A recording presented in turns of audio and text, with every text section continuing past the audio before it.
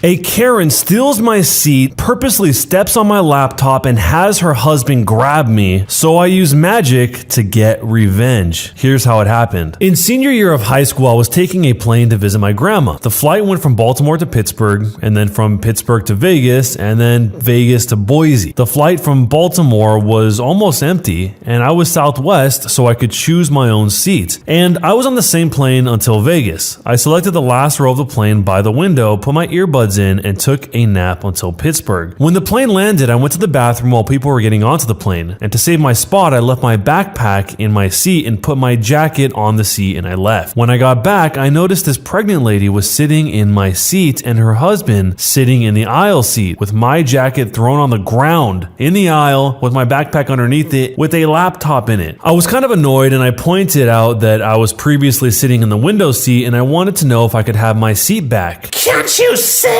that I'm pregnant and I need this seat? She said very aggressively. Then I looked at the husband and asked if he could please scoot over and sit next to his wife. This guy looked me in the eyes and said, "Sorry, but we're allowed to choose our own seats, and I chose the aisle seat." Being a high school senior, I wasn't that big of a guy, but I was still not happy about sitting in the center seat. Realizing that this was a losing argument and I wasn't going to get any leverage over this lady, I decided to grit my teeth and bear it. I collect all my stuff and move into the middle seat. The second I sat down, the lady said, "You can't have your backpack in your seat. You're gonna have to find a place to put it." "I'm just gonna put it under my seat," I respond. "Where am I going to put my feet then?" Growing up, I swore more than most people and really only watch when I say when I'm at school. Suddenly, I feel someone grab my collar. The husband pulled me inches from his face and said, "Have it your way, Walt. So here's how the rest of this is gonna play out. You're gonna sit down in that chair and listen to me talk. You're not gonna use that language to my wife or the baby. You will say you're sorry." I was shocked because not only was this guy grabbing me in public, but at the time I was only 17, so I was still technically considered a minor. But not wanting to make a big deal out of this, I just gave the lamest "I'm sorry" to the woman and put my earbuds in as the flight was getting ready to take off. While taxiing, the lady kept trying to get my attention by yelling in my ear, snapping her fingers inches from my face before she finally pulled my earbuds out. "You need to turn your electronics off during takeoff." She barked at me. Now, my dad was a pilot for 30 years and he confirmed that electronics do not interfere with communications. It is mostly a formality so that people pay attention to the emergency instructions. So I ignore her since we are literally less than a minute from taking off. In a rage, she spams the flight attendant button so that one comes over. We also had a whole takeoff until this issue was solved. The flight attendant runs over and asks, "What is wrong?" expecting an emergency. "He won't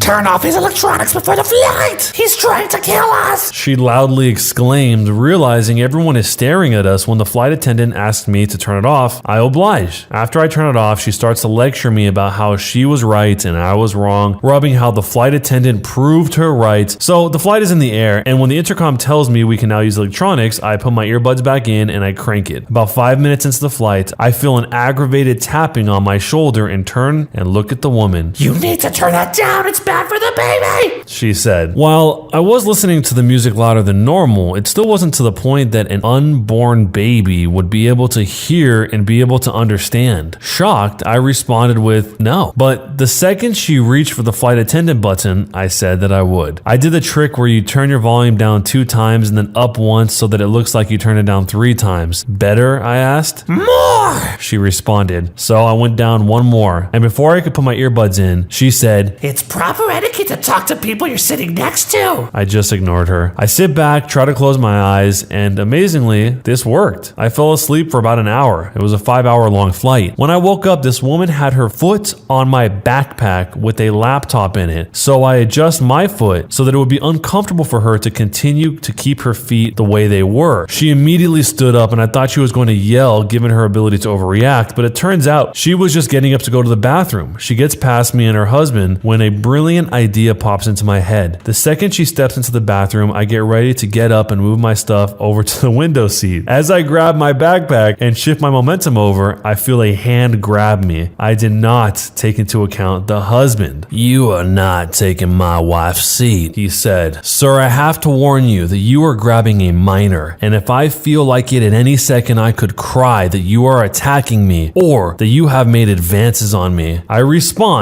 and as he lets go, I move over to the seat that I had before. When she gets back, she is furious, demanding that I move seats now, to the point that the flight attendant comes over to see what is going on, and this time she sides with me. When she asks her husband to make me move, I look him dead in the eyes and he goes back to reading his book as she sits in the middle seat, pissed as hell. Thankfully, I moved seats because she was up and down in her seat, having to go to the bathroom every 15 minutes, and that was pretty much the rest of the flight, except how she intercepted my bag of pretzels when the drink cart came. I responded by closing the shade to the window as we started to land at the Las Vegas airport. Once I got off the plane, I went to Burger King to get a drink and some food, and then I got to my next gate to find the last seat. I scarf down my fries and burger and walk across the hall, literally 10 feet from my seat, to throw away my garbage, and when I turn to go back to my seat, I see the same lady now sitting in the seat I had my bag in. She had moved it to the floor right in front of her. Then she shot me this smug grin, thinking she had won. Somewhat defeated by losing 2 seats to this lady, losing sleep and my patience, it was time for action. I walk over to her, gather my things, and as I got to her, I looked her dead in the eyes. I raised my right hand out, fingers spread, and hovered it right over her stomach. I looked down at my hands and then back to her eyes. I tell her, completely straight-faced, "I just cursed your baby." I turn around 180, walk across the hall, and sit down on the floor, staring at her intensely. Now, I don't believe in curses, nor do I think I have the ability to place a curse, but this lady believed it. Her face was left expressionless, and she just started weeping to herself as I sat and watched. When her husband came over to see what was wrong, she told him and instantly stormed over to me and knocked the drink out of my hand, grabbed me by the collar, and got right in my face. "Listen here, you little turd." That's all he got out before security guards grabbed the man and detained him. The FAA does not mess around with who they hire. One guard asked me why this guy was angry, and I said that his wife had taken my seat, and I made a comment under my breath and he got upset with me. The officer asked me for my name and my identification and saw that I was a minor. He asked if I wanted to press charges, and I told him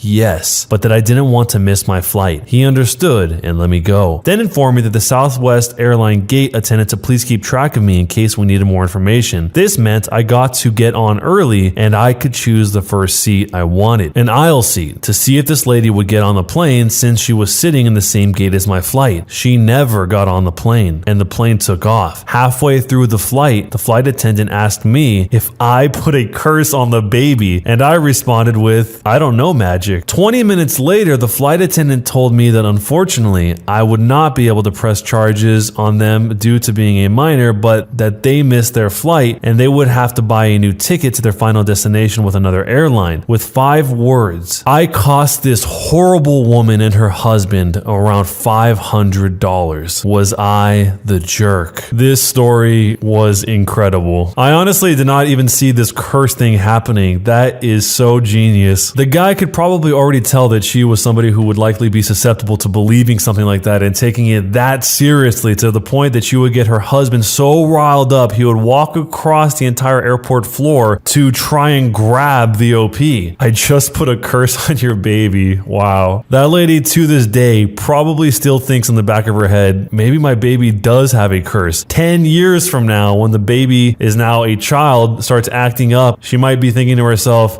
"Oh man, it's that darn curse. I keep having to deal with this curse forever." For some people, this would mean nothing. They would just brush it off, but this lady really was susceptible to this. Probably the best part to this entire thing was not just the "your baby has a curse" part, but it was the fact that the flight attendants knew about the curse and then asked him if he put a curse on the baby, and he just responded, "I don't know, magic." Those flight attendants probably will be talking about this for a long time. So do you think that you would come up with something clever like this in a situation like this? And if so, what would that be? Let me know down below, and jerk or not a jerk, and why. Am I the jerk for refusing to pay for my husband and his family's meals at the restaurant. I know that sounds bad, but I'll let you decide who's in the wrong. To begin, my husband and I don't share finances. It's been like this for the 3 years of our marriage, and so far we've been doing well. Though he'd sometimes try to get me to pay for him, but I do it only when I want to do a nice thing for him, say invite him to a restaurant. This past week, he got a bonus at work. He was overjoyed. He informed his entire family and planned for them to go out and celebrate with us. He picked the restaurant, meals, drinks, etc. I naturally thought he was going to pay for all that since it's his happy celebration, but it turns out I was wrong, because when it was time to pay the bill, he told me to take care of it. I said, why? It's his celebration, not mine. But he insisted I pay and he'll explain later. I refused and I demanded an explanation. He said that while yes, he is the one who got the bonus, he assumed that I'd want to celebrate that and offer to cover the bill for him. When I talked about how ridiculous it was of him to assume I'd pay for not just his, but his family's meals, he said that I should be happy for him instead of being visibly bitter. He then said he's yet to receive his bonus and begged that I take care of the bill now and he might consider paying me back later. I refused and only paid for what I consumed. Him and his family started talking about how inappropriate I was acting. I took my purse and I went home afterwards because there was so much commotion when they started arguing over who's going to cover the bill. His mom spam called me for hours and he went off on me at home, saying I spoiled his celebration and joy because I'm feeling bitter, especially considering I had enough money to cover the bill right there and then. I said it wasn't my obligation and he was the one who came up with the celebration idea. He argued that if the roles were reversed and I got a bonus, he'd celebrate me and my achievements and pay for the damn meals after taking me and my family out. I casually said, well, that's just you, not me. He got even more pissed and said that he had it with my juvenile antics and that he won't ever forget the scene I made at the restaurant in front of his family. He's been upset with me for days now. Here's the update from the future. We just got into an argument. I showed him what I posted and he lost it on me. I accept my judgment, but he won't. He said, and I quote, "These people have no idea," and said that I should have mentioned that I make more money than him. Not that much, and I don't think it justifies it, and that he had paid the bills for me in the past when I forgot my wallet, but I did pay him back, so he's pretty pissed right now. Though he kept laughing sarcastically when reading some of the comments. He just walked out of the kitchen to take a phone call and said he'll be back. I'm still here with the dog waiting to see how this goes. So, am I the jerk for refusing to pay for my husband and his family's meals at the restaurant? This whole relationship seems very tense. It seems like the husband was trying to trick the wife into the situation. I mean, they have the arrangement they have. It is what it is. They've both accepted and agreed to having this separate finance situation. That makes sense. But what doesn't make sense is how he tried to trick her into coming to the dinner and then paying for it without even giving so much as a heads up before the dinner started. I mean, we don't know exactly how big this family is, but this could be several $100s depending on the restaurant and depending on how many people are in the family. And for most people in the world, that is a significant amount of money that you can't just spend without preparing for. It just seems like the two of them have a strange relationship to money, not because they have their finances separate, but because they have this kind of tit for tat mentality about it. I mean, the fact that he brings up that he paid some of the bills when she forgot her wallet, but she paid him back, it's just such a weird, stressful way to go about it to make sure the other person isn't taking advantage of you. When why would you even want to be with someone who you're constantly worried is taking advantage of you financially or otherwise? It is interesting here that we get to see the dynamic of the person from the story actually reading the comments that people leave, even if his response to them wasn't very insightful. But let me know what you guys think down below. Is the OP a jerk or not for not paying this big bill? Am I the jerk for saying it's a little embarrassing that a girl's nanny puts little notes in her lunch? So there's this girl, Nicole, who's 16 years old, and she started going to my school. I'm also 16 after winter break. She's a little weird, to be honest. She doesn't talk a lot, and when she does talk, she's so quiet that you can barely hear her. She used to eat lunch in her car, but one of my friends felt bad for her and invited her to eat with us. I noticed all of her lunches had a little piece of paper and she'd read it, smile for like 2 seconds, then fold it up and put it in a pocket in her lunchbox. Sometimes she'd take it out and read it a couple of times during lunch. I eventually asked what it is, and she said she has a nanny and she writes her notes every day. I asked her if she thinks that's a little embarrassing because I don't know anyone who's had notes on their lunches past 5th grade. She got kind of defensive and said that her nanny does similar things for her siblings who are all in preschool or elementary school, so it kind of proved my point. She started eating in her car again, and one of my friends got mad at me because apparently she had a really bad home life before moving here and she's never had anyone to do that stuff for her. I don't know how TF she expected me to know, considering she usually only talks about school, but it's starting some drama in my friend group, so I wanted to know if I was the jerk. Honestly, who cares if it's embarrassing? It's embarrassing to who? The OP?